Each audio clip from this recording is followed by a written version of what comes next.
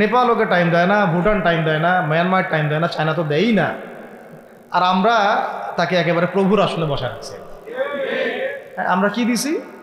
আমরা ইলিশ দেই, আমরা ট্রানজিট দেই, আমরা রেল দেই, আমরা বন্দর দেই, আমরা আর কি দেই?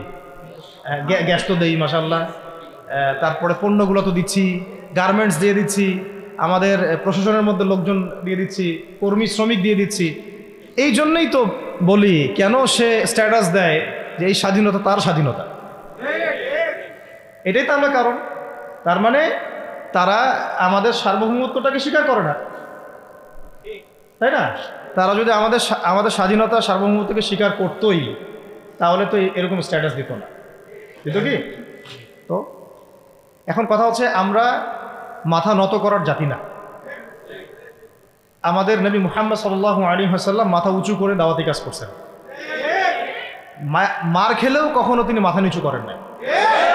সাহাবায়ে কেরাম রাদিয়াল্লাহু আনহুম আজমাইন মাথা উঁচু করে দাওয়াতের কাজ করছেন, কারো সামনে মাথা নত করেন নাই, ইল্লাল্লাহ, আল্লাহ ছাড়া।